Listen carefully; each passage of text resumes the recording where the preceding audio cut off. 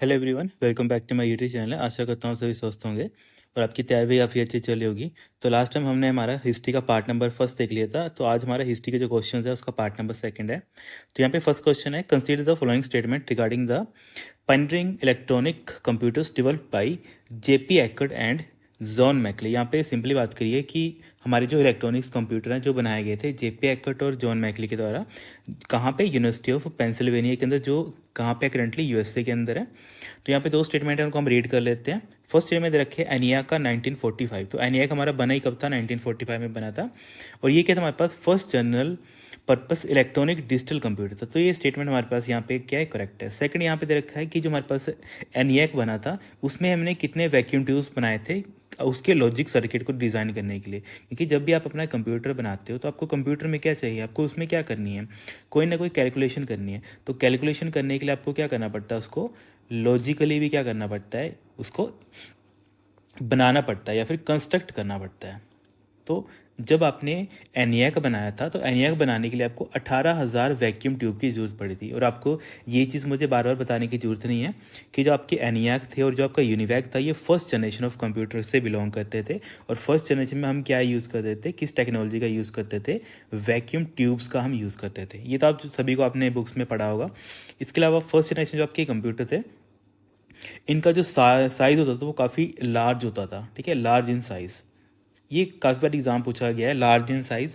Plus जो इनका एक तरीके से जितने कोई बड़ी मशीन होगी उतना ही ज़्यादा उसमें क्या होगा, हीटिंग क्या होगा, हीट उसमें काफ़ी ज़्यादा उतनी होगी। ऑब्वियसली जितनी कोई बड़ी मशीन होती है उसमें जो हीट निकलती है वो भी काफ़ी ज़्यादा निकलती है। और वैसे ही जैसे हीट अगर ज़्यादा निकलती है तो ऑब्वियसली उसका जो पावर कंजप्शन है वो भी ज़्यादा होगा। क्योंकि हीट और पावर एक तरीके से कोरिलेशन में ही चलते हैं। ये करता है, पावर भी ज़्यादा कंज्यूम करते हैं फर्स्ट जनरेशन वाले और हीट भी ज़्यादा प्रोड्यूस करते हैं, लार्ज इन साइज़ होते हैं, प्लस वैक्यूम ट्यूब हम इनके लिए यूज़ करते हैं। तो ये सारे फीचर किस में थे? हमारे एनियाक में भी थे। और एनियाक पर क्या था हमारे पास? ये फर्स्ट एक तरीके से जनरल पर्पस डिजिटल कंप्यूटर था हमारा। सेकंड यहाँ पे यूनिवैक का दे रखा है। यूनिवैक हमारे पास 1951 में आया था, जिसको हम क्या बोलते हैं, यूनिवर्सल ऑटोमेटेड कंप्यूटर भी बोलते हैं। 1951 में आया था। ये हमारे पास क्या था? फर्स्ट बेटा कमर्शियल कंप्यूटर था। ये कुछ ऐसे पॉइंट है, ये तभी यहाँ पे लिखे गए हैं क्योंकि जो हमारे टीचर्स के द्वारा ये सारे जो नोट्स तैयार किए गए हैं तो वो वैसे ही तैयार किए गए हैं क्योंकि एक क्वेश्चन के अंदर आपको 10 क्वेश्चन आपको मिलेंगे। जो भी एक क्वेश्चन है, आपने इससे नहीं सुना है कि सर आप एक क्वेश्चन करवा रहे हो। एक क्वेश्चन के अंदर आपके कितने क्वेश्चन है? मिनिमम 10 क्वेश्चन हैं। जब आप डे टू डे लाइफ की जो एग्ज़ाम देते हैं ना, तो वहाँ पे आप देखोगे सिंपल सिंपल ये क्वेश्चन पूछे होते हैं। यूनियाक कब आया था? तो वहाँ पे लिखा था 1951, कुछ ऐसे करके डेट दी होती हैं। तो यहाँ पे जो स्टेटमेंट वाइज पूरी जो चीज़ें लिखी गई हैं तो इनको क्या करना है, अपने प्रॉपरली नोट्स बना के, अपने जो भी आप बच्चे नोट्स बनाते हैं उनको प्रॉपरली अपने बुक में ये सारी चीज़ें ऐड करनी। जो बुक में ऐड करते हैं वो बुक में ऐड कर सकते हैं, जो अपने कॉपी पे ऐड करते हैं वो कॉपी में भी ऐड कर सकते हैं। बाकी यूनियाक जो हमारे पास बना था फर्स्ट कमर्शियल कंप्यूटर था। एनियाक हमारे पास first general purpose electronic computer था या फिर डिजिटल कंप्यूटर था।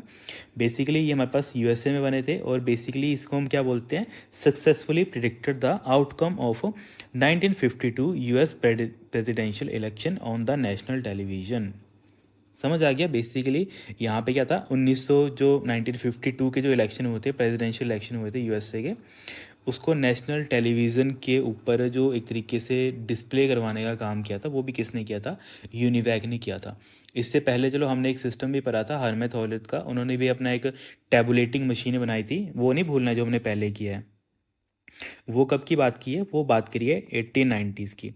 उस टाइम पे क्या था? उस टाइम पे हरमथ हॉलित थे। हरमथ हॉलित ने क्या बनाया था? अपना एक मशीन बनाया था। कौन सी मशीन बनाई थी? टैबुलेटिंग मशीन उन्होंने बनाई थी। और टैबुलेटिंग मशीन ये वही है जिसने सबसे पहले यूएसए के जो सेंसिस थे या फिर जिसको आप जनगणना बोलते हो वो इन्होंने किया था। कब के? 1890 के।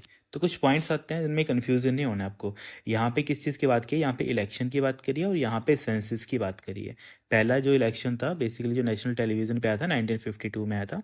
किसकी हेल्प से किया गया था? यूनिवैक 1 की हेल्प से किया गया था। अब देखो यहाँ पे क्वेश्चन में क्या पूछा है, आपके पास दो ऊपर दोनों स्टेटमेंट दे रखी है, इनमें से कौन सी स्टेटमेंट करेक्ट है? तो इसका मतलब है हमने देख लिया कि दोनों स्टेटमेंट हमारे पास क्या है, यहाँ पे करेक्ट है। तो यहाँ पे क्या बन जाएगा? सी आपका राइट आंसर बन जाएगा। तो देखो एक क्वेश्चन में जो भी पॉइंट्स हैं जो एग्जाम में पूछे गए हैं, किसी ना किसी एग्जाम में जरूर वो डेफिनेटली पूछे गए हैं, तभी इस क्वेश्चन में वो हमने यहाँ पे ऐड किए हैं। ओके, तो काफ़ी एफर्ट लगते हैं ऐसे क्वेश्चंस को बनाने के लिए। तो आप अपने फ्रेंड्स के साथ भी इन सीरीज़ को शेयर करो ताकि हमें भी थोड़ा मोटिवेट मिले और जो साथ में हमारे टीम मेंबर है उनको भी थोड़ा ऐसा लगे कि नहीं सर, हमारा जो एफर्ट है वो कहीं ना कहीं हमें दिख रहा है। फिर नेक्स्ट क्वेश्चन है हमारे पास, the transition from first to second generation computer was primarily marked by replacing vacuum tubes with transistor. ये क्वेश्चन रिसेंटली किसी जीआईटी एग्जाम में पूछा गया था। जैसे आप 4-5 साल पहले एक जीआईटी एग्जाम होता, वहाँ पे क्वेश्चन पूछा गया था किस टेक्नोलॉजी ने क्या किया था, वैक्यूम ट्यूब को रिप्लेस किया था। तो वो कौन थे, ट्रांजिस्टर थे। अब ट्रांजिस्टर का और क्या क्वेश्चन पूछा जाता है, ट्रांजिस्टर बने कहाँ थे, तो ये बेल लैब्स में बने थे। किस किसने बनाया था, बैड्रे ने इसको बनाया था, इसके अलावा ब्रेटी ने इसको बनाया था, और एक हमारे पास शॉकली थे। 3 पर्सन थे, आपने याद रखना है। इन तीनों ने मिलकर कौन सा डिवाइस या फिर किस चीज़ का इन्वेंट किया था, ट्रांजिस्टर का इन्होंने इन्वेंट किया था। कब किया था, 1947 में ही किया था। तो एक क्वेश्चन के साथ क्वेश्चन के अंदर ही हमारे पास कितने हैं, मल्टीपल क्वेश्चन यहाँ पे हैं। तो यहाँ पे क्वेश्चन में नेक्स्ट क्या पूछा गया, एग्जैक्टली क्या पूछा गया है, which of the following software and internal memory advancement uniquely characterise the second generation. मतलब ऐसा कौन सा सॉफ्टवेयर था और ऐसा कौन सा स्टोरेज यूनिट था जो सेकंड जनरेशन में हमने यूज़ किया था। देखो, अगर हम फर्स्ट जनरेशन की बात करते हैं तो फर्स्ट जनरेशन में बेटा आप क्या पढ़ते हो, बाइनरी लैंग्वेज जिसको आप बोलते हो, या फिर जो फर्स्ट जनरेशन के कंप्यूटर थे वो टोटल हमारे पास कैसे थे, मशीन डिपेंडेंट थे, मतलब मशीन लैंग्वेज के ऊपर वो वर्क करते थे। इसके अलावा फर्स्ट जनरेशन के जो हमारे पास कंप्यूटर थे उसमें जो मेमोरी होती थी उसको हम क्या बोलते थे, उसको हम बोलते थे मैग्नेटिक ड्रम मेमोरी, उसको हम बोलते थे। ये कुछ पॉइंट आते हैं जो एग्जाम में पूछे जाते हैं, तो ये भी आपने नोट करना है। ये हमारा फर्स्ट जनरेशन से रिलेटेड है। इसके अलावा यहाँ पे अगर सेकंड जनरेशन की बात की जाए तो सेकंड जनरेशन में आपको यहाँ पे दिख रहा है क्या बन जाएगा, देखो मशीन लैंग्वेज तो नहीं थी, है ना। तो इसका मतलब सर आपने एक और बताया था, क्या बताया था मैंने, असेंबली लैंग्वेज आपको बताया था। तो असेंबली लैंग्वेज साथ में फर्स्ट क्वेश्चन का राइट आंसर है कि जो सॉफ्टवेयर वहाँ हम बनाते थे तो उसके लिए हम असेंबली लैंग्वेज का यूज़ करते थे सेकंड जनरेशन के लिए। साथ ही साथ वहाँ पे जो उसकी इंटरनल मेमोरी थी तो उसके लिए हम किसका सहारा लेते थे, मैग्नेटिक कोर का हम सहारा लेते थे। तो यहाँ पे क्या बन जाएगा, बी आपका राइट आंसर बन जाएगा। और आपने याद रखना है, असेंबली लैंग्वेज जो हमारी लैंग्वेज है इसमें हम क्या करते हैं, निमोनिक्स का यूज़ करते हैं। निमोनिक्स का यूज़ करते हैं। अब निमोनिक्स क्या होता है, बेसिकली जैसे अब जब आपको किन्हीं दो वैल्यू को प्लस करना है तो उसके लिए आप ऐड करेंगे, जब आपको किसी दो वैल्यू को मल्टीप्लाई करना है तो उसके लिए आप मल करेंगे। अगर आपको मेमोरी से कोई इन्फॉर्मेशन लेकर आनी है, लोड करनी है, तो उसके लिए एक इंस्ट्रक्शन होती है LDA। LDA के साथ आप क्या करते हो, उस एड्रेस को लिखते हो। जैसे मान लेते हो मैं लिख किया 2500H, तो मेरी मेमोरी में एक एड्रेस होगा 2500H करके, और इसके अंदर कोई इंस्ट्रक्शन पड़ी होगी। तो इसका मतलब होता है कि जब मैं ये वाली इंस्ट्रक्शन लिखूंगा, इस वाले इंस्ट्रक्शन से क्या होगा, जो हमारे पास मेमोरी है 2500 वाली, ये वाली जो हमारे पास मेमोरी है यहाँ पे, इसका जो भी डाटा है, जो अंदर ये वाला डाटा है, ये डाटा कहाँ जाएगा हमारे पास, इंस्ट्रक्शन रजिस्टर के पास जाएगा। समझ आ गया। इंस्ट्रक्शन रजिस्टर के बाद आपको बाकी तो इंटरनल सब आपको ये सारी चीज़ें पता ही है। मतलब इंस्ट्रक्शन रजिस्टर के बाद वो कहाँ जाएगा, बेसिकली हमारे पास एक तरीके से वो डिकोडिंग के लिए जाएगा। ठीक है, डिकोड प्रोसेस होता है जिसकी हेल्प से हम समझते हैं कि उस इंस्ट्रक्शन का मतलब क्या है। तो ये चीज़ एग्जाम पूछी जाती है। तो LDA stand for load, load करना कि आपकी मेमोरी में कोई इंस्ट्रक्शन पड़ी है उसको आप कहाँ पे लेकर आ रहे हो, क्योंकि ये सारा इंटरनल पार्ट किसका होता है, CPU का ही पार्ट होता है। तो वहाँ पे आप क्या करके लेकर आते हो, उस इंस्ट्रक्शन को लेकर आते हो। तो ये with the help of LDA instruction करते हैं जब हम असेंबली लैंग्वेज की बात करते हैं।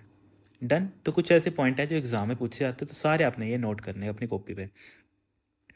फिर हमारे पास अगर जैसे बात कर लेते हैं, अगर सेकंड जनरेशन की थोड़ी बात कर लेते हैं, तो मैंने एक चीज़ आपको बताई थी कि हमारे पास सेकंड जनरेशन में कुछ कंप्यूटर्स भी होते हैं, क्योंकि यहाँ पे अगर लिख ही रहे हैं तो उनको भी आप नोट कर सकते हो। जैसे एक काफ़ी पॉपुलर कंप्यूटर का एग्जाम्पल पूछा जाता है, IBM 1401। ये कौन सी जनरेशन को बिलोंग करता है, तो ये बेटा आपने लिखना है सर ये सेकंड जनरेशन को बिलोंग करता है।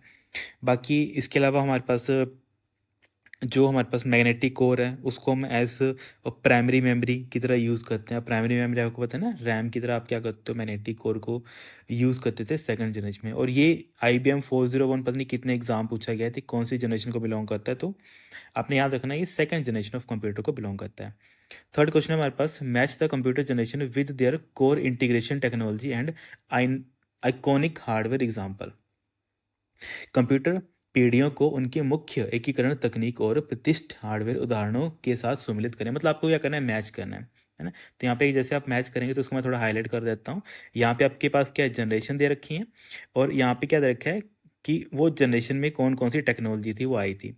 तो यहाँ पे इन्होंने थोड़ा होच-पोच कर दिया है। तो यहाँ पे देखेंगे आप, जो आपकी थर्ड जनरेशन है, तो थर्ड जनरेशन में आपका क्या था? थर्ड जनरेशन में आपके पास स्मॉल स्केल इंटीग्रेशन या फिर मीडियम स्केल इंटीग्रेशन, और थर्ड जनरेशन में आपके क्या आए थे? इंटीग्रेटेड सर्किट आए थे, plus third generation of computer का एग्जाम्पल वो काफ़ी बार एग्जाम में पूछा जाता है, तो वो क्या था आपके पास? IBM system 360। तो ये सारे ऑप्शन हमने एक ही क्वेश्चन में ऐड कर दिए, ताकि आप जब नोट बनाओगे अपना प्रॉपर एक, तो आप ये चीज़ लिख पाओगे कि सर जो हमारे पास थर्ड जनरेशन ऑफ कंप्यूटर थी, वहाँ पे हमारे पास आईसीज आए थे। इसके अलावा आईसीज के जो हमारे आईसी बने थे, उनको हम क्या बोलते थे थर्ड जनरेशन में? स्मॉल स्केल ऑफ इंटीग्रेशन या फिर मीडियम स्केल ऑफ इंटीग्रेशन बोलते थे। इसका एग्जाम्पल क्या था, जो काफ़ी बार एग्जाम पूछा जाता है, सिस्टम 360 इसका क्या बन जाता है? एग्जाम्पल बन जाता है। तो आपके पास से क्या बन गया? एक तरीके से आपका ए का क्या बन गया? आपके पास थर्ड बन गया। तो यहाँ पे आपके पास दो ऑप्शन क्या हो जाएंगे? यहाँ पे कट हो जाएंगे। फिर वैसे आपका फोर्थ जनरेशन, तो फोर्थ जनरेशन में हम किसका यूज़ करते हैं? LSI या फिर VLSI का यूज़ करते हैं। तो बी का आपका क्या बन जाएगा? 1 आपका यहाँ पे बन जाएगा। ओके, तो इसके अकॉर्डिंग हमारे पास क्या बन जाएगा? फर्स्ट हमारे पास यहाँ पे राइट आंसर बन जाएगा कि सर हमारे पास फोर्थ जनरेशन ऑफ कंप्यूटर है, वो उसको हम क्या बोलते हैं? Very large scale of integration बोलते हैं। फोर्थ जनरेशन में हमारे पास क्या आया था? फर्स्ट माइक्रो प्रोसेसर आया था, या फिर माइक्रो प्रोसेसर हमारे स्टार्ट हो गए थे। तो फर्स्ट माइक्रो प्रोसेसर हमारे पास कौन था? इंटेल का 4004 था। कितने बिट का था हमारे पास बेटा? ये 4 बिट का माइक्रो प्रोसेसर था। कब आया था? 1974 में, 71 में आया था, सॉरी। और ये किस कंपनी योग या फिर कौन सी ऐसी कंपनी का सिस्टम है जो फोर्थ जनरेशन में बिलोंग करता है? तो हमारे पास Apple 1 का वो सिस्टम था। ये सारे पॉइंट्स ऐसे हैं जो कहीं ना कहीं एग्जाम में पूछे गए हैं। बाकी फिफ्थ जनरेशन आपको पता ही है, फिफ्थ जनरेशन में हम किसका सहारा लेते हैं? Basically ultra large scale of integration. यहाँ पे क्या चलती है? पैरेलल प्रोसेसिंग, क्वांटम कंप्यूटिंग, या फिर AI का आप क्या पढ़ते हो? ये सारी चीज़ें आप पढ़ते हो फिफ्थ जनरेशन में। AI, quantum computer, parallel processing, है ना। AI के लिए मैंने आपको बताया था, हम एक लैंग्वेज यूज़ करते हैं काफ़ी, लिस्प लैंग्वेज इसको बोलते हैं, काफ़ी पॉपुलर लैंग्वेज है। तो ये सारे पॉइंट्स ऐसे हैं जो एग्जाम पूछे जाते हैं। देन हम चलते हैं हमारे question number next. Consider the following detail statement regarding the Pascaline calculator, which of the statement are correct. यहाँ पे आपको अलग अलग स्टेटमेंट दे रखी है और आपसे पूछा है, यहाँ पे आप हमें बताएंगे कि पास्कल लाइन जो सिस्टम था उसके रिगार्डिंग कौन सी जो यहाँ पे स्टेटमेंट है वो करेक्ट है। तो अगर हम बात कर लेते हैं, फर्स्ट दे रखा है ओरिजिन एंड द ईयर, मतलब कौन से ईयर में आया था। तो ये मैंने कल भी आपको बताया था, 1642 में ब्लेस पास्कल ने, जो फ्रांस से बिलोंग करते थे, इन्होंने क्या किया था? इन्वेंट किया था किसका? पास्कल लाइन कैलकुलेटर का। तो ये स्टेटमेंट हमारे पास करेक्ट है। सेकंड दे रखा है यहाँ पे डाटा इनपुट का, कि जो वहाँ पे एक तरीके से डाटा इनपुट हमारा जाता था वो कैसे जाता था। तो सेकंड का क्या बन जाएगा हमारे पास? Data was entered by a physical dialing series of interconnected wheels using stylus. तो यहाँ पे ये स्टेटमेंट भी क्या बन जाएगी हमारे पास? करेक्ट। तो फर्स्ट एंड सेकंड हमारे पास क्या बन जाएगी? करेक्ट बन जाएगी, क्योंकि जो आपके पास पास्कल लाइन कैलकुलेटर था वो कुछ इस टाइप का था, और यहाँ पे हमारे पास क्या होते थे? व्हील्स होते थे। ओके, और व्हील्स में यहाँ बीच में क्या होते थे? गोले होते थे। सिंपल आप ऐसे समझ लो, ऐसे ऐसे करके यहाँ पे क्या होते थे? सर्कल्स होते थे। और इन सर्कल्स को अगर हमें रोटेट करना, जैसे आपने देखे होंगे पुराने कुछ फ़ोन्स होते थे, उसके डायलर में आप उंगली डालते थे, फिर उंगली डाल के उसको घुमाते थे, है ना। फिर उससे क्या होता था? एक एक नंबर आप क्या करते थे? डायल करते थे। तो वैसे हमारे पास जो एक मैकेनिज्म था, किसका था वो? पास्कल लाइन कैलकुलेटर का था। तो यहाँ पे आपका क्या बन जाएगा? सेकंड भी आपका राइट आंसर बन जाएगा, कि जब भी आपको डाटा एंटर करना होता था तो आप क्या करते थे? बेसिकली वहाँ पे स्टाइलस की हेल्प से उस जो नंबर है उसको क्या करते थे? आप रोटेट करते थे। डन। इसके अलावा जैसे यहाँ पे थर्ड दे रखा है, थर्ड स्टेटमेंट यहाँ पे क्या है बेटे? क्या दे रखी है? It use the complex internal mechanism of step done, जिसको हम क्या बोलते हैं? Leibniz wheel, to automatically perform multiplication and division. तो ये स्टेटमेंट यहाँ पे गलत हो जाएगी। क्यों गलत हो जाएगी? क्योंकि बेटा हमने कल ही ये चीज़ पढ़ी थी कि जो आपके पास लेबेंस, या फिर जिसको आप क्या बोलते हो? स्पेड ड्रम इसको जब बोलते हो, ये बेसिकली इन्वेंट ही कब हुआ था? ये आपके पास इन्वेंटेड हुआ था, या फिर इन्वेंटेड कब हुआ था? ये आपका हुआ था 1673 में। किसने इसको इन्वेंट किया था? इस पर्सन का नाम था गॉडफ्रेड्स लेबिन्स। तभी तो इसको हम क्या बोलते थे? लेबिन्स कैलकुलेटर भी हम इसको बोलते थे। तो अब देखो, जो मतलब 1673 में कोई चीज़ बनी है, उसका मैकेनिज्म पहले कैसे 1642 में यूज़ किया जा सकता है? ओके, तो इसका मतलब है थर्ड स्टेटमेंट हमारे पास क्या बन जाएगी यहाँ पे? गलत यहाँ पे बन जाएगी, क्योंकि जो हमारे पास पास्कल लाइन था वो सिंपली क्या करता था? गियर और डायल का यूज़ करता था। ओके, इसकी हेल्प से हम क्या करते थे, जो हमारे पास एडिशन या फिर सब्ट्रैक्शन है हम वही परफॉर्म कर सकते थे। ये भी आपने नोट कर लेना है, इसको मैं आपको वैसे ही नोट करवा देता हूँ कि पास्ट लाइन में हम क्या करते थे बेटा, सिर्फ गियर या फिर इसको आप ऐसे बोल सकते हो डायल, इसका ही हम क्या करते थे, यूज़ करते थे। सेकंड आपने नोट करना है, इसमें सिर्फ और सिर्फ हम या तो वैल्यू को ऐड कर सकते थे या तो वैल्यू को सब्ट्रैक्ट कर सकते थे, किसमें, हमारे पास्कल कैलकुलेटर के अंदर। तो सारे पॉइंट ऐसे हैं एक क्वेश्चन के रिगार्डिंग जो एग्जाम में पूछे जाते हैं, तो सभी आपने क्या करना है यहाँ पे नोट करने हैं। तो हाँ, तो एज पर जो हमारे पास ऑप्शन है, तो यहाँ पे फर्स्ट एंड सेकंड ही हमारे पास करेक्ट बन जाएगा। तो हाँ, यहाँ पे फर्स्ट ही हमारा क्या बन जाएगा, राइट आंसर बन जाएगा। देन हमारे पास नेक्स्ट क्वेश्चन है, match the early computer Pioneer with their precise device detail including the country of origin and the specific mechanism used to input data। Okay, तो यहाँ पे क्या बोल रहा है कि आपका जो एक तरीके से स्टार्टिंग जो सिस्टम होते थे उसमें जो इनपुट हम देते थे, बेसिकली इनपुट का मैकेनिज्म था, तो वो बेसिकली किस कंट्री या फिर किस इन्वेंटर ने किस डिवाइस के लिए उसको यूज़ किया था या फिर यूटिलाइज किया था, तो उसके बारे में यहाँ पे पूछा गया है। तो यहाँ पे अगर हम देख लें तो फर्स्ट का आपका क्या क्या बन जाएगा, जोसेफ मैरी जैकर्ड।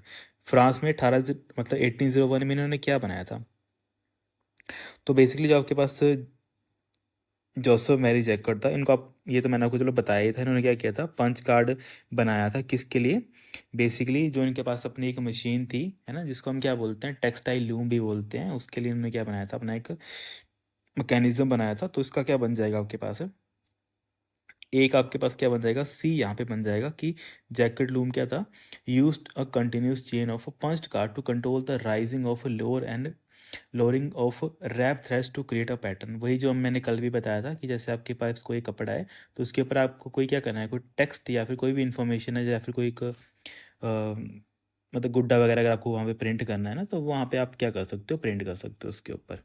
तो इसका मतलब है जोसो मैरी जैकर्ड का क्या बन जाएगा आपके पास यहाँ पे, फर्स्ट का आपका थर्ड बन जाएगा।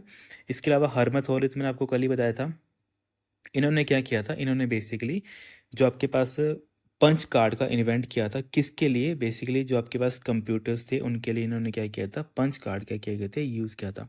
तो हरमेथॉल ने कौन सी मशीन बनाई थी, टैबुलेटिंग अपनी मशीन बनाई थी। तो यहाँ पे क्या बन जाएगा, बी आपका क्या बन जाएगा, फर्स्ट यहाँ पे बन जाएगा कि tabulating machine used spring loaded pin passing through holes on in a paper card, जिसको हम क्या बोलते हैं, पंच कार्ड बोलते हैं, into cup of mercury to complete an electrical circuit. Basically वही है कि उसने क्या किया, जो उसका आइडिया था किसका, जोसेफ मैरी जैकर्ड का, उसी आइडिया को क्या किया उसने, एक तरीके से पेपर कार्ड में क्या किया, यूटिलाइज कर लिया, और जब भी उसको इलेक्ट्रिक एक तरीके से सिग्नल उसको भेजना था तो वो क्या करता था, उसको पिन कर देता था। तो वैसे हमने कल भी देख लिया था कि जब उसको पिन किया होगा तो उसको हम 1 कंसीडर कर लेते हैं, अगर पिन नहीं किया है किसी जगह तो उसको क्या करता था, मशीन उसको 0 कंसीडर करती थी।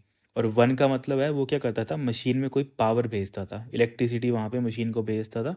और 0 का मतलब है, क्योंकि जैसे आप देखते हो ना कि नहीं, दो तारों को आप टच करते हो तभी वहाँ से इलेक्ट्रिसिटी पास होती है, अगर आप उसको टच नहीं कर सकते हो तो इलेक्ट्रिसिटी पास नहीं होती है। तो उसी मैकेनिज्म को फॉलो किया था हरमत हॉलित ने। तो यहाँ पे क्या बन जाएगा आपके पास, बी का फर्स्ट बन जाएगा, मतलब ए का हमारा थर्ड बन गया, बी का हमारे पास क्या बन गया, 1 बन गया। तो चार्ल्स बेबेज अभी यहाँ पे इजी बन जाएगा। चार्ल्स बेबेज ने 1837 में, जो यूके से बिलोंग करते हैं, ये सारे पॉइंट आपको लिखने हैं कि चार्ल्स बेबेज कहाँ से बिलोंग करते थे, यूके से, यूनाइटेड किंगडम से। 1837 में इन्होंने क्या किया था, एनालिटिकल इंजन बनाया था। इन्होंने क्या किया था, design to take input by a pasteboard punch card. ये आपने याद रखना है कि उन्होंने क्या किया था, पेस्ट बोर्ड पंच कार्ड का क्या किया था, यूज़ किया था। बेसिकली होता क्या था, पेस्ट बोर्ड का मतलब क्या होता है कि आप सिंपली जो पंच कार्ड है आपने उसके ऊपर पहले से अपने अपने आप ऑटोमेटिकली कोड कर दिया है, और उस कोड को आपने क्या किया, मशीन में सीधा डाल दिया, इनपुट कर दिया उसको, है ना। तो उसको हम बोलते हैं पेस्ट पंच्ड कार्ड बोलते हैं। The concept borrow directly from the textile industry, और ये इन्होंने कहाँ से बोरो किया था, टेक्सटाइल इंडस्ट्री से किया था। जो किसका आइडिया था, स्टार्टिंग की उपज किसकी थी, बेसिकली हमारे पास जोसेफ मैरी जैकर्ड की थी। तो ये सारे पॉइंट्स ऐसे होते हैं, तो इनको क्या करना होता है, अपने कॉपी पे नोट करना होता है। तो एज पर हम देखें, ए का थर्ड हमारे पास, बी का 1। तो चलो यहाँ पे दो तो यहाँ पे हो गए, बी का 1 है तो ये भी कैंसिल आउट हो गया, तो यहाँ पे फर्स्ट ही हमारे पास क्या बन जाएगा, राइट आंसर बन जाएगा। तो ये सारे देखो एक क्वेश्चन के साथ हमारे पास मल्टीपल क्वेश्चन है, यहाँ पे एक क्वेश्चन ही है, एक क्वेश्चन के साथ हमारे पास 5-6 क्वेश्चन और हैं जो आपने क्या करना है, कॉपी पे ढंग से नोट करने हैं। देन हमारे पास जो नेक्स्ट क्वेश्चन आता है, regarding Charles Babbage machine read the flowing assertion. यहाँ पे बात बहुत करिए कि जो हमारे पास जो फादर ऑफ कंप्यूटर हैं चार्ल्स बेबेज, इनकी मशीन को आप मशीन के रिगार्डिंग संदर्भ में इन्होंने कुछ असर्शन दे रखे हैं और उसके कुछ एक तरीके से रीज़न भी दे रखे हैं, तो आपको उसको चेक करना है। तो असर्शन क्या है, अदर्शन ये दे रखा है, द एनालिटिकल इंजन जो 1837 में बना था was vastly superior to the difference engine 1822। इसने क्या बोला है कि जो चार्ल्स बेबेज ने अपना डिफरेंस इंजन बनाया था 1822 में, जो क्या करता था, पॉलिनोमियल इक्वेशन को भी सॉल्व करता था, ये भी आपने याद रखना है। ओके, ये करता था पॉलिनोमियल, जो हमारे पास इक्वेशन होती थी इनको भी क्या करता था, सॉल्व करता था, है ना। जैसे होता था ना आपके पास एक्स स्क्वायर प्लस, आप ऐसे करके लिखते थे एक्स स्क्वायर प्लस 1, ऐसे करके कुछ एक्सप्रेशन आप जैसे लिखते थे, उनको पॉलिनोमियल एक तरीके से इक्वेशंस बोलते हैं, तो उनको सॉल्व करता था हमारा डिफरेंस इंजन। तो इन्होंने यहाँ पे बोला है कि जो आपके पास एनालिटिकल इंजन है 1837 वाला, वो सुपीरियर था डिफरेंस इंजन से, है ना। फिर सेकंड पॉइंट यहाँ पे इन्होंने रीज़न दे रखा है, इसके पीछे का कारण क्या है। कारण ये है कि unlike the difference engine which only calculated the polynomial, देखो वही चीज़ मैंने यहाँ पे ऊपर लिखी है, वो यहाँ पे चलो स्टेटमेंट में दे रखी है कि जो डिफरेंस इंजन था वो सिर्फ और सिर्फ क्या कैलकुलेट करता था, पॉलिनोमियल फंक्शंस को ही या फिर पॉलिनोमियल एक्सप्रेशन को ही क्या करता था, सॉल्व करता था। जबकि जो आपका एनालिटिकल इंजन था वो डिज़ाइन किया गया था Turing complete, featuring conditional branching, looping, integrated memory. मतलब उसके अंदर जो हम आजकल के कंप्यूटर में देखते हैं ना, कि उसमें क्या है, एक तरीके से मैकेनिज्म है उसका कि वो कंडीशनिंग उसमें लगा सकते हैं। इसके अलावा हम उसके ऊपर उसकी अपनी एक मेमोरी होगी, उसमें हम अपना एक तरीके से डाटा हम इनपुट कर सकते हैं, ट्यूरिंग कर सकते हैं उस डाटा को। तो ये सारी चीज़ें थी उस मशीन में। तो इसका मतलब क्या बन जाएगा, दोनों स्टेटमेंट वैसे हमारे पास करेक्ट है, पर जो हमारे पास रीज़न है वो हमारा ज़्यादा स्ट्रॉन्ग है। ए का हमारा करेक्ट रीज़न आर है, तो इसका मतलब क्या बन जाएगा कि दोनों स्टेटमेंट हमारे पास करेक्ट है, कि both A and R the true and R is the correct explanation of A. तो यहाँ पे क्या बन जाएगा, फर्स्ट ये आपका राइट आंसर बन जाएगा, है ना। क्योंकि यहाँ पे ए में तो सिंपली उसने बताया है कि हमारे पास एनालिटिकल इंजन डिफरेंस इंजन से सुपीरियर है। क्यों सुपीरियर है, उसका रीज़न भी यहाँ पे दे रखा है। दोनों स्टेटमेंट एक्चुअल में करेक्ट है, पर आपको रीज़न भी देखना था। तो यहाँ पे रीज़न हमारा जो फर्स्ट है वो मतलब क्या है, जो सेकंड है बेसिकली रीज़न है वो एक्सप्लेन करता है फर्स्ट की बात को। तो यहाँ पे इसके अकॉर्डिंग आपका फर्स्ट क्या बन जाएगा बेटा, राइट आंसर बन जाएगा। तो सारे पॉइंट ऐसे हैं जो एग्जाम में पूछे जाते हैं और इनको क्या करना होता है, अपने कॉपी पे नोट करना होता है। देन हमारे पास नेक्स्ट क्वेश्चन है, द एनियाक, जिसकी फुल फॉर्म क्या होती है, electronic numerical integrator and a computer, is a critical milestone which of the flowing set of data correctly identify the core attribute. Okay, इसमें आपको क्या बताना है, उसके कोर एट्रीब्यूट्स के बारे में आपको बताना है ना। तब देखो एनियाक के बारे में आप क्या क्या चीज़ें जानते हो, आज दिन तक आपने क्या क्या चीज़ें पढ़ा है। आपने बेसिकली ये पढ़ा होगा कि सर हमारे पास एनियाक था, वो 1941 में आया था। इसके अलावा हमारे पास जेपी एकर्ट, है ना, जेपी ये बुक्स में लिखा होता है, जेपी एकर्ट एंड हमारे पास जेडब्ल्यू, हमारे पास मोकली थे, है ना, जेडब्ल्यू मोकली करके पर्सन थे, उन्होंने इसको बनाया था, है ना। आपने सिंपल इतनी चीज़ पढ़ी होगी किसके बारे में, एनियाक के बारे में। अब आपको और क्या क्या चीज़ें पढ़नी है वो यहाँ पे आप इन नोट्स के थ्रू आप पढ़ोगे। क्या चीज़ पढ़नी है कि कौन सी कंट्री से वो बिलोंग करता था, जो एनियाक आपका बना था वो कौन सी कंट्री के द्वारा बनाया गया था, यूएसए के द्वारा। कब बनाया गया था, 1945 में बनाया गया था, है ना। इसका नाम तो चलो आपको पढ़ना ही है, नाम तो एग्जाम में पूछा ही जाता है। इन्वेंटर कौन थे हमारे पास, जेपी एकर्ट एंड जेडब्ल्यू मैकली, है ना। ठीक है, मैंने चलो यहाँ पे इनको बोला भी था टीम को, इनका नाम पूरा डाल देना, मैंने आधा नाम डाला हुआ है। तो इसको आपका नाम पूरा लिखना है, जेपी एकर्ट एंड जेडब्ल्यू मैकली करके इनका नाम है। बाकी ये जो डिवाइस था जो अपनी कैलकुलेशन परफॉर्म करता था, तो कैसे करता था ये, डेसिमल अर्थमेटिक के ऊपर अपनी कैलकुलेशन परफॉर्म करता था। ये पॉइंट आपने नोट करना है क्योंकि एग्ज़ाम में पूछा जाता है। बाकी हार्डवेयर यहाँ पे, क्योंकि फर्स्ट जनरेशन ऑफ कंप्यूटर है, तो यहाँ पे हार्डवेयर हम क्या यूज़ करेंगे, वैक्यूम ट्यूब का हम यूज़ करेंगे।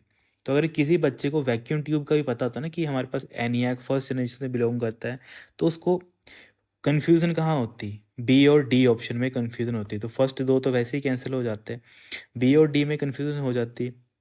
बाकी इसने चलो एनिया का ये भी पढ़ा होगा कि JP Eckert and J W Mauchly ने इसको बनाया हुआ था, तो उसके अकॉर्डिंग क्या बन जाएगा, बी आपका राइट आंसर बन जाएगा। डन। तो ये सारे जो पॉइंट्स हैं आपने क्या करना है, इनको कॉपी पे नोट करना है। बाकी चलो ये हमने ऊपर वैसे हमने पढ़ ही लिया था कितने इसमें यूज़ हुए थे वैक्यूम ट्यूब। 18,000 वैक्यूम ट्यूब का हमने क्या किया था, यूज़ किया था। तो कुछ ऐसा डाटा होता है जो एग्ज़ाम में पूछा जाता है, तो उनको भी क्या करना होता है, समझना होता है, आपको नोट करना होता है। नेक्स्ट क्वेश्चन है हमारे पास, the stored program concept drastically changed how computer took the data. Before this, machine like ENIAC had to be physically rewired for every new task. Which machine was the first to successfully execute a program stored entirely in its electronic memory, and who authorized the paper defining this architecture?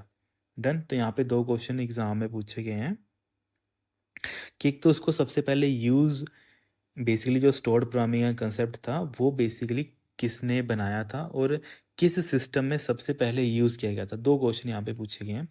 तो इसका right answer क्या बन जाएगा, stored programming आपको पता है किसने दिया है सर, हमें ये जॉन वॉन न्यूमन में दिया गया है। इनके द्वारा क्या दिया गया था, ये कंसेप्ट दिया गया था।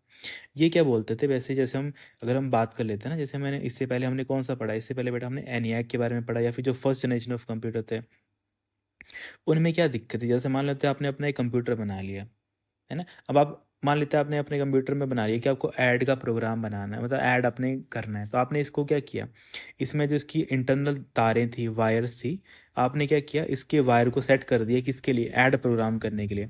पर कल को मैंने बोला बेटा मुझे सब्ट्रैक्शन का चाहिए, तो आपको क्या करना पड़ेगा, आपको इसी सिस्टम की जो वायर्स हैं, इंटरनल वायर्स हैं, उसको चेंज करना पड़ेगा, उसके मैकेनिज्म को चेंज करना पड़ेगा। तो ये काफ़ी टफ हो जाता है। इससे क्या होता था, जो भी आपको प्रोग्राम करना है उसके लिए आपको बार बार सिस्टम का हार्डवेयर है उसको चेंज करना पड़ रहा था। मतलब हार्डवेयर क्या, मतलब जो तारें होती थी उनको आपको चेंज करना पड़ रहा था, है ना। तो इसी चीज़ को ओवरकम किसने किया, उसको ओवरकम किया जो हमारे पास जॉन वॉन न्यूमन थे। इन्होंने बोला आप क्या कर रहे हो, आप अपना सीपीयू को बार बार क्यों डिस्टर्ब कर रहे हो, आपको जो प्रोग्राम करना है या फिर जो भी आपके पास इंफॉर्मेशन है, आप क्या करो, जो भी आपके पास डाटा है, देखिए डाटा हमेशा चेंज होता रहता है, बस जो प्रोग्राम है वो तो वैसे ही रहता है। तो आप क्या करो, आप सिंपली जो प्रोग्राम है उसको किसी ना किसी मेमोरी में डाल दो, और जब भी आपको प्रोग्राम की ज़रूरत पड़ेगी तो आप मेमोरी से उस प्रोग्राम को सीपीयू के पास भेज दो, है ना। क्योंकि ऑब्वियसली होगा क्या, प्रोग्राम तो वही रहेगा, बस जो वैल्यूज़ हैं वो बार बार चेंज होती रहेंगी। और प्रोग्राम मान लेते हैं जैसे आपने ऐड का कोई प्रोग्राम बना लिया, उसको आप मेमोरी में सेव कर लो, सब्ट्रैक्ट का बना लिया उसको मेमोरी में सेव कर लो, और नेक्स्ट टाइम जैसे आपको ज़रूरत पड़ेगी तो उसको मेमोरी से लेकर आ जाओ, है ना। उसको मेमोरी से ले जाओ, मेमोरी से लेकर आके सीपीयू के पास दे दो, और सीपीयू के पास जैसे वो आप प्रोग्राम दे दोगे, जैसे अब एडिशन का प्रोग्राम है तो सीपीयू ऑब्वियसली सीपीयू को आप क्या करोगे, दो कोई डाटा दोगे और उस डाटा को वो इवेल्युएट करेगा और आपको रिजल्ट निकाल के दे देगा 40। तो इस वे में क्या कर दिया था जॉन वेन न्यूमन ने, एक कंसेप्ट दे दिया था, इसको बोल देते हैं स्टोर्ड प्रोग्रामिंग। कि जो आप प्रोग्रामिंग बार बार आप अपनी तारें चेंज कर रहे हो, है ना, इससे बड़ी आप क्या करो, जो आप प्रोग्राम है आपने एक बार बना दिया है उसको क्या करो, एक मेमोरी में स्टोर कर लो, है ना। इसको एक मेमोरी में स्टोर कर लो ताकि इन फ्यूचर भी जब आपको वो प्रोग्राम फिर से यूज़ करना पड़ा तो आपको उसको फिर से उसकी रीवायरिंग करने की ज़रूरत नहीं पड़ेगी। आप सिंपली क्या करोगे, उसका जो कोड होगा उसको आप लेकर आओगे, है ना, या फिर उसी जो पार्ट है उस पार्ट को आप यूज़ करोगे डायरेक्टली, और उस पार्ट में जो वैल्यूज़ आप डालोगे उसके बिहाफ पे आपको आउटपुट मिल जाएगी। तो ये कंसेप्ट दिया गया था जॉन वॉन न्यूमन के द्वारा, और जॉन वॉन न्यूमन ने अपना सबसे पहला ये कंसेप्ट था अपने कंप्यूटर के अंदर ही, क्योंकि जो किस चीज़ को बनाता है या फिर किसके बारे में सोचता है वो अपने कंप्यूटर के अंदर ही उसको पहले इम्प्लीमेंट करता है। तो इन्होंने सबसे पहले कंप्यूटर कौन सा बनाया था, एडसैक बनाया था। और एडसैक की फुल फॉर्म पता नहीं कितनी बार पूछी जाती है, इसको बोलते हैं electronic delay storage automatic calculator, ठीक है। तो यहाँ पे आपको ये भी चीज़ याद रखनी है। तो एज़ पर अगर हम देखा जाए तो इसके अकॉर्डिंग हमारे पास राइट आंसर क्या बन जाएगा, यहाँ पे सी हमारे पास यहाँ पे क्या बन जाएगा, राइट आंसर बन जाएगा। ओके, कि हमारे पास सर जो जॉन वॉन न्यूमन के द्वारा हमारे पास स्टोर्ड प्रोग्रामिंग का कंसेप्ट दिया गया था, और सर इन्होंने कौन सा अपना डिवाइस बनाया था, एडसैक बनाया था। एडसैक की फुल फॉर्म क्या होती है, electronic delay storage automatic calculator. तो ये सारे पॉइंट ऐसे हैं जो एग्जाम में पूछे जाते हैं, नोट करना है इनको आपने। देन हमारे पास जो नेक्स्ट क्वेश्चन आता है, consider the following detailed statement regarding the transition from first to second generation computer, which of the statement is correct. यहाँ पे बात करनी है जब आप ट्रांजिशन करिए आपने पहली से सेकंड जनरेशन के बीच में, तो कौन सी स्टेटमेंट है जो यहाँ पे आपके पास क्या बन जाती है, करेक्ट स्टेटमेंट यहाँ पे आपके पास बन जाती है। ओके, तो जैसे हम बात कर लेते हैं, फर्स्ट यहाँ पे दे रखा है हार्डवेयर इन्वेंशन, कि आपकी जो सेकेंड जनरेशन ऑफ कंप्यूटर थी वो क्या था, उस टाइम पे इन्वेंशन हो गया था ट्रांजिशन का 1947 में, कहाँ पे, बेल लैब्स में, जिसको John warden, Walter Britain and William Shockley ने बनाया था। तो इसका मतलब है सर हमें यहाँ पे दिख रहा है कि फर्स्ट स्टेटमेंट हमारे पास क्या है, करेक्ट है यहाँ पे। देन हमारे पास सेकंड दे रखा है transistor replaced vacuum tube. Obviously transistor ने क्या किया, वैक्यूम ट्यूब को रिप्लेस कर दिया ना। एंड आगे पढ़ लेते हैं, they were made of a semiconductor. जो हमारे पास ट्रांजिस्टर थे ऑब्वियसली वो सेमीकंडक्टर से मटेरियल से बने थे। कौन कौन से, या तो हम जर्मेनियम का, और सबसे ज़्यादा यूज़ किया जाता है सिलिकॉन का। जर्मेनियम से भी बनते हैं पर सबसे ज़्यादा यूज़ किया जाता है सिलिकॉन का। And acted as electronic switches to regulate current and voltage, generating for less heat, consuming less power. तो ये यहाँ पे क्या बन जाएगा, सेकंड स्टेट में भी हमारे पास क्या बन जाएगी, करेक्ट बन जाएगी। क्योंकि जो आपके पास ट्रांजिस्टर आए थे ना, ट्रांजिस्टर आपके सेमीकंडक्टर में ऐसे बोल सकते हो कि हमारे पास सिलिकॉन या फिर जर्मेनियम से वो बने थे। और उसमें क्या था कि वो एक मैकेनिज्म फॉलो कर रहे थे। किस टाइप का मैकेनिज्म फॉलो कर रहे थे वो, इलेक्ट्रॉनिक स्विच का मैकेनिज्म फॉलो कर रहे थे। तो स्विच के थ्रू हम क्या करते हैं, जैसे आपके घर में स्विचेस लगे रहते हैं, तो स्विच में क्या करते हो, या तो किसी चीज़ को ऑन कर देते हो या तो किसी चीज़ को ऑफ कर देते हो। तो ये मैकेनिज्म फॉलो किया था जब हमने ट्रांजिस्टर बनाए थे, कि जब मुझे कोई डाटा भेजना है तब मैं उसको ऑन स्टेट कर दूंगा, जब मुझे कोई डाटा नहीं भेजना है तो उसको मैं ऑफ स्टेट कर दूंगा। ओके, तो ये मैकेनिज्म फॉलो किया। तो जैसे ही हमारे पास जो एक तरीके से वैक्यूम ट्यूब थे वो इतने इतने बड़े बड़े होते थे, जबकि जो हमारे पास ट्रांजिस्टर थे वो छुटको सा रह गया था, बिल्कुल छोटा सा रह गया था। जैसे ही कोई इस तरह की इन्वेंशन हुई तो जो हमारे कंप्यूटर का साइज़ है वो काफ़ी छोटा हो गया एज़ कम्पेयर टू, जहाँ पे हमारा एक पूरा कमरा लगता था वहाँ पे हमारे पास एक अलमीरा जितना ही कंप्यूटर का साइज़ रह गया था हमारा उस टाइम पे। जब हम सेकंड जनरेशन की बात करते हैं, यहाँ पे सेकंड भी यहाँ पे क्या बन जाएगी, स्टेटमेंट हमारी करेक्ट बन जाएगी। देन थर्ड यहाँ पे दे रखा है इंटरनल मेमोरी। तो जो हमारे पास इंटरनल मेमोरी थी सेकंड जनरेशन में, तो इसमें इंटरनल मेमोरी कौन सी थी हमारे पास, यहाँ पे जो acoustic delay lines to magnetic core memory. Okay, basically क्या था कि जब हमारी फर्स्ट जनरेशन थी वहाँ पे हमने क्या यूज़ करते थे, वहाँ पे सर हम मैग्नेटिक ड्रम का हम यूज़ करते थे, उसी को हम क्या बोलते हैं, एक्वेस्टिक डिले लाइंस हम उसको बोलते हैं।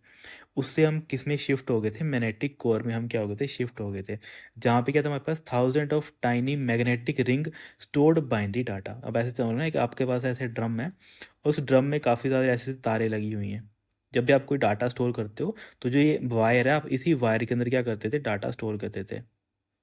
और डाटा आप कैसे स्टोर करेंगे, बेसिकली ऑब्वियसली ये किस टाइप की रिंग है आपके पास, मैग्नेटिक रिंग है ना। मैग्नेटिक रिंग में आप क्या करोगे, डाटा वहाँ पे स्टोर करोगे, किस फॉर्मेट में, 0 और 1 की फॉर्मेट में। मतलब ऐसे समझ लो, एक आपके पास तार थी पुराने टाइम पे, अगर उस तार के ऊपर आपने कोई इलेक्ट्रिसिटी पास की, तो अगर मान लेते हैं कि वो पहले क्या था, वो आपका नॉर्थ की तरफ वो देख रहा था, नॉर्मली वो मान लेते हैं नॉर्थ की तरफ देख रहा था। जैसे मैंने उसको इलेक्ट्रिसिटी दी, उसने क्या कर दिया, अपने उसने अपने उस जो अपना एक तरीके से वैल्यू थी उसने चेंज कर दी। तो जैसे उसने वैल्यू चेंज कर दी, इसका मतलब क्या हो जाएगा, इसका मतलब कंप्यूटर इसको क्या समझेगा, 1 समझेगा।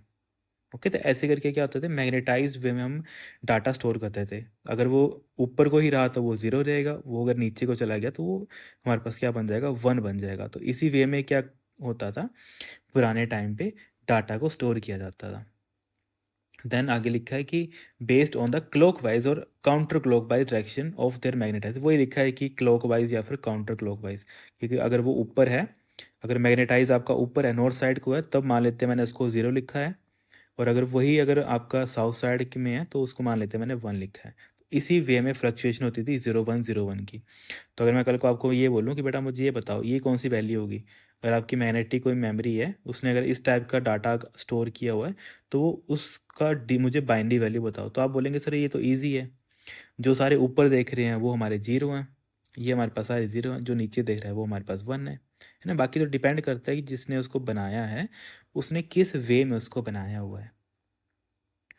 तो यहाँ पे क्या बन जाएगा, तो यहाँ पे क्वेश्चन क्या पूछा गया था, यहाँ पे क्वेश्चन देख लेते हैं, करेक्ट कौन सी स्टेटमेंट है। तो यहाँ पे तीनों स्टेटमेंट हमारे पास करेक्ट बन जाएंगी। तो यहाँ पे डी आपका राइट आंसर बन जाएगी कि ऑल स्टेटमेंट्स वर करेक्ट, क्योंकि यहाँ पे सारी स्टेटमेंट करेक्ट हैं, और क्यों करेक्ट है वो सारा मैंने आपको चीज़ें यहाँ पे बता दी, तो सारी आपने नोट करनी है। देन हमारे पास आज का लास्ट क्वेश्चन आ जाता है, तो यहाँ पे क्वेश्चन दे रखा है कि आपके पास क्या है, कुछ इन्वेंशन है थर्ड और फोर्थ जनरेशन के। आपको क्या करना है, उसका टेक्निकल वर्किंग मैकेनिज्म और उसके जो इन्वेंटर हैं उसके बिहाफ पे आपको क्या करना है, उन लिस्ट को मैच करना है। अब लिस्ट क्या है, इनको मैं हाईलाइट कर देता हूँ। लिस्ट में क्या क्या चीज़ें दे रखी है, इन्वेंशन दे रखा है, ईयर दे रखा है, कंट्री दे रखा है और इन्वेंटर दे रखा है। और सेकंड में क्या दे रखा है, अगर उसी से रिलेटेड उसका वर्किंग मैकेनिज्म या फिर उसका जो फीचर है वो क्या हमारे पास यहाँ पे बन के आएगा। ओके, तो यहाँ पे अगर देख लेते हैं, फर्स्ट दे रखा है हमारे पास आईसीज। आईसीज हमारे 1958 में आए थे। किसने बनाए थे, Jack Kilby and Robert Noyce ने। पता नहीं कितनी बार जीओआईटी में ये क्वेश्चन पूछा गया है कि जो आपके पास इंटीग्रेटेड सर्किट्स थे वो किसके द्वारा बनाए गए थे, आईसी किसके द्वारा बनाए गए थे, तो Jack Kilby and Robert Noyce के द्वारा वो बनाए गए थे। कब बनाए गए थे, 1958 में बनाए गए थे। ट्रांजिस्टर के जस्ट आपके ऐसे बोल सकते हैं 11 साल बाद ये आए थे, क्योंकि ट्रांजिस्टर आपके कब आए थे, 1947 में आपके पास क्या आ गए थे, ट्रांजिस्टर आ गए थे। तो उसके जस्ट 11 ईयर्स के बाद ही आपके पास क्या बने, आ गए थे बेसिकली, आईसीज आपके आ गए थे। तो यहाँ पे अगर हम मैच कर लेते हैं कि आईसी से रिलेटेड कौन सी टेक्नोलॉजी यहाँ पे वर्क करती है, तो यहाँ पे फर्स्ट का क्या बन जाएगा, आपके पास थर्ड बन जाएगा, क्योंकि हमें ये चीज़ पहले मैंने बताई थी। आईसीज होते ही क्या हैं, स्मॉल स्केल या फिर मीडियम स्केल ऑफ टेक्नोलॉजी होती है। तो उसको हम ऐसे बोल देते हैं, एक monolithic block of semiconductor material housing multiple miniaturised transistor, resistor and capacitor on a single chip. वही चीज़ मैंने सिंपल आपको चीज़ें समझाई थी। आप क्या करोगे, जब आपके आईसीज आ गए थे तो यहाँ पे मान लेते हैं काफ़ी छोटे छोटे छोटे छोटे छोटे छोटे ऐसे करके क्या थे, कंपोनेंट्स वहाँ पे लगे थे, छोटे छोटे कंपोनेंट्स, है ना। और ये छोटे छोटे कंपोनेंट्स कौन कौन से हो सकते हैं, या तो ये ट्रांजिस्टर हो सकते हैं, या तो ये रजिस्टर हो सकते हैं, या तो ये हमारे क्या हो सकते हैं, कैपेसिटर हो सकते हैं। ठीक है, मतलब इतने छोटे छोटे छोटे हमने क्या किया, इन सारे कंपोनेंट्स को एक सिंगल सिलिकॉन चिप के ऊपर क्या कर दिया है, वहाँ पे एक तरीके से हार्ड वायर्ड कर दिया, मतलब उसको वहाँ पे बना दिया हुआ, सिंपल अगर ऐसे बोल लें तो आईसी उस टाइप की टेक्नोलॉजी में आ जाते हैं। तभी इसको हम क्या बोलते हैं, small scale of integration and medium scale of integration, जिसकी हेल्प से क्या होता था, efficiently ending the end of a manually wiring individual discrete component. अब इससे क्या हुआ, इससे पहले हम क्या करते थे, वायरिंग जो भी थी उसको मैन्युअली करते थे, पर जैसे ही थर्ड जनरेशन में आए तो वहाँ पे हमने क्या किया, चिप का साइज छोटा कर दिया और जो वायरिंग वगैरह थी वो मैन्युअली ना होके अब कैसी होगी, एक तरीके से एक डिस्क्रीट होगी, ऐसे वैसे बोल सकते हैं। या फिर आप उस ऐसे बोल सकते हो कि काफ़ी छोटी होगी। तो जैसे कोई चीज़ छोटी होती है तो उसको जो बनाने का मैकेनिज्म होता है तो वो मशीन के द्वारा ही बनाया जाता था। देन हमारे पास इंटेल 4004 1971 में आया था। ओके, तो यूएसए में ये बनाया गया था, फेडरिको फ्रेडिन और टेड हॉफ ने। ये पता नहीं कितनी बार एग्जाम पूछा गया है, हमेशा एग्जाम में टेड हॉफ दिया होता है। पर ये भी आपने याद रखना है कि जो आपके फेडरिको फ्रेगिन थे ये भी उनके साथ ही थे। जैसे हम बोलते हैं ना कि ये मेरा दोस्त है, हम भी साथ दोनों साथ मिल के कोई अपना एक प्रोडक्ट बना रहे हैं। तो वैसे ही जो माइक्रो प्रोसेसर था 4004, जो फर्स्ट वर्ल्ड का फर्स्ट माइक्रो प्रोसेसर था 4 बिट का, 1971 में आया था। फोर्थ जनरेशन को ये बिलोंग करता था। फोर्थ जनरेशन में आपके पास कौन सी टेक्नोलॉजी थी, VLSI टेक्नोलॉजी थी। तो यहाँ पे क्या होता था, पैक्ड ऑफ 4 बिट CPU, है ना, क्योंकि 4004 है तो कितने बिट का था हमारे पास, 4 बिट का था, ये मैंने आपको बताया भी था। कंटेनिंग द कैलकुलेशन के लिए यहाँ पे क्या था, ALU था, उसके पास अपना कंट्रोल यूनिट था। और इंटायर मतलब ये सारी चीज़ें कहाँ पे थी, एक सिलिकॉन चिप, मतलब एक सिलिकॉन जो चिप थी उसके ऊपर ही था, उसका अपना ALU था, कंट्रोल यूनिट था, अपनी इसकी मेमोरी थी। ठीक है, not larger than a finger nail. Basically आपके पास हाथ का जो आपका अंगूठा होता है ना, बस उसके बराबर ही था, मतलब उससे बड़ा भी नहीं था, इतना छोटा सा था ये आपके पास इंटेल का 4004। मतलब जब आप उसको देखोगे ना तो आपको कुछ इस टाइप का दिखेगा वो। जब आप इसकी फ़ोटो देखोगे ना तो आपको कुछ इस टाइप का दिखेगा वो। ठीक है, अब यहाँ पे थोड़ा बनाने में थोड़ा ऐसा लग रहा है, पर जब आप इसको एक्चुअल में देखोगे ना फोटो वगैरह में तो आपको कुछ इस टाइप का वो देखने को मिलेगा। यहाँ पे उसके क्या निकली होती थी, पिंस वगैरह निकली होते थे, और जो इसी के अंदर वो सारी चीज़ें लगी हैं जो यहाँ पे मेंशन की हैं। बाकी यहाँ पे कंप्यूटर माउस आपको पता है डगलस ने बनाया था, 1968 में बनाया था, है ना। बाकी ये चीज़ अगर आपको याद करनी है तो आप ऐसे याद कर सकते हो। आईसी जब हमारे आए थे तो आईसी के 10 साल बाद हमारे पास क्या आ गया था, हमारे पास माउस आ गया था। किसने उसको बनाया था, डगलस एंगलबर्ट ने उसको बनाया था। तो आपको याद रखना है, जो भी चीज़ें हैं वो आपको याद रखनी है। कैसे आप याद रखते हैं वो आपका तरीका है। कई बच्चे उसको ऐसे याद रखते हैं जैसे मैं बता रहा हूँ, कई बच्चे अपने वे में याद करते हैं। तो आपने ये सारी चीज़ें क्या करनी होती हैं, याद करनी होती हैं। फिर अगर हम बात कर लेते हैं कि अब देखो सी का आपके पास क्या बन जाएगा, सेकंड ही बन जाएगा, क्योंकि जब आपके माउस होता है ना, तो माउस क्या करता है, एक्स वाई पोजीशन इंडिकेटर के ऊपर काम करता है। जैसे आप देखते हो ना, जैसे नॉर्मली मैथ में आप क्या पढ़ते हो, ग्राफ पढ़ते हो। मैथ में आप क्या पढ़ते हो, ग्राफ पढ़ते हो। किस तरह हमारे पास एक्स एक्सिस आ जाती है और ऊपर वाले हमारे पास क्या बन जाती है, वाई एक्सिस बन जाती है। तो जैसे आप देखते हो कि आपकी, मान लेते हैं आपकी कंप्यूटर की स्क्रीन है ये, मान लेते हैं आपकी ये कंप्यूटर की स्क्रीन, आपको कभी भी आपकी कंप्यूटर की स्क्रीन ऐसे नहीं दिखेगी कि उसमें कोई लाइंस लगी हैं, आपको कभी भी ऐसी नहीं दिखेगी, पर ये एक्चुअल में ऐसी ही होती है। आपको ऐसे दिखेगी नहीं, पर ये एक्चुअल में ऐसी ही होती है। अब होता क्या है, मान लेते हैं आपने क्या किया है, सपोज कर लेता हूँ मैं यहाँ पे, आपका माउस अभी यहाँ पे है, आपका माउस अभी यहाँ पे है ना, आपका माउस अभी यहाँ पे है, और जो ये वाली जगह है, जो ये वाली बेटा जगह है जहाँ पे आपका माउस अभी है, तो ये मान लेते हैं ये आपका एक्स एक्सिस का जो पॉइंट है, एक्स एक्सिस का मान लेते हैं ये 2 पॉइंट है, और वाई एक्सिस का मान लेते हैं 3 पॉइंट है। ठीक है। इसके अलावा यही माउस अगर मैंने यहाँ पे कर दिया, पहले वो वहाँ पे था, अब ये यहाँ पे हो गया, तो जब यहाँ से ये यहाँ पे गया, इस जगह पे गया, तब इसमें क्या होगा, इसके सर एक्सिस चेंज हो जाएंगे। तो जहाँ पे एक्स की वैल्यू कितनी थी, 2 थी, तो मान लेते हैं वहाँ पे एक्स की वैल्यू 3 होगी, और जहाँ पे वाई की वैल्यू 3 थी, तो मान लेते हैं वाई की वैल्यू यहाँ पे कितनी होगी, 5 होगी। तो जो माउस एक्चुअली में वर्क ही कैसे करता है, वो जब आप उसको ना एक तरीके से चलाते हो, तो जैसे आप उसकी मूवमेंट करते हो, तो जो उसकी एक्सिस की जो वैल्यूज़ होती है, तो ये वैल्यूज़ जाती है इनपुट, किसके लिए इनपुट जाती है आपको, आपके कंप्यूटर के लिए वो इनपुट जाती है। तो जैसे कंप्यूटर वो देख लेता है, अच्छा आप इसको यहाँ पे आपने इस वैल्यू पे अपने माउस के लेकर गए, जैसे वो उसको देख लेता है, तो वो आपकी कंप्यूटर स्क्रीन पे भी क्या कर देता है, उस माउस को वहाँ पे लेके चला जाता है। तो इतना फास्टली वो वर्क करता है कि हमें पता नहीं लगता है कि इसके पीछे ये सारा काम हो रहा होता है। तो यही मतलब है सेकंड का, कि use two orthogonal wheels to physically track movement of a flat surface, translating it into the analogue electrical signal to control the graphical cursor of the signal. है ना, वही चीज़ जो मैंने यहाँ पे एक्सप्लेन करी, बस वही चीज़ यहाँ पे टेक्निकल टर्म में यहाँ पे लिखी गई है। तो इसका मतलब है सी का क्या बन जाएगा, आपके पास सेकंड बन जाएगा। तो सी का सेकंड आपका दो ऑप्शन में है, तो फर्स्ट मतलब आपके पास डी एंड सी यहाँ पे कैंसिल बन जाएंगे। आईसीएस का आपने देख लिया, इंटीग्रेटेड सर्किट का आपका क्या बन जाएगा, थर्ड बन जाएगा, फर्स्ट का थर्ड बन जाएगा, तो ये भी गलत हो जाएगा, तो यहाँ पे फर्स्ट बेटा यहाँ पे आपका राइट आंसर बन के आ जाएगा।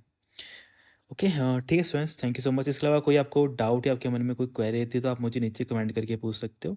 बाकी कैसी लग रही है आपको सीरीज़ वगैरह ये, क्योंकि यहाँ पे काफ़ी एफर्ट लगता है ऐसे क्वेश्चंस को बनाने में, काफ़ी चीज़ें ढूंढनी पड़ती हैं, है ना, ढूंढने के बाद उनको वेरीफाई करना पड़ता है।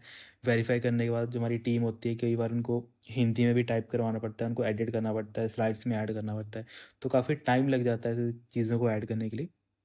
ओके, तो आपको थोड़ा बहुत भी हमारे एफर्ट अच्छे लगते हैं तो काइंडली जो भी अपने फ्रेंड्स वगैरह के भी साथ इनको शेयर करो। बाकी थोड़ा चैनल वगैरह को भी सब्सक्राइब करो, आगे फर्दर इनको शेयर करो, है ना। अच्छा लगता है कि आप भी मतलब एक परिवार की तरह हम कोई चीज़ पढ़ रहे हैं, कोई चीज़ डिस्कस कर रहे हैं। इसके अलावा फर्दर कोई भी इसके अलावा आपको डाउट रहता है, कुछ भी चीज़ें रहती है, तो आप मुझे कमेंट कर सकते हो। ओके, हाँ ठीक है friends, thank you so much, have a great day.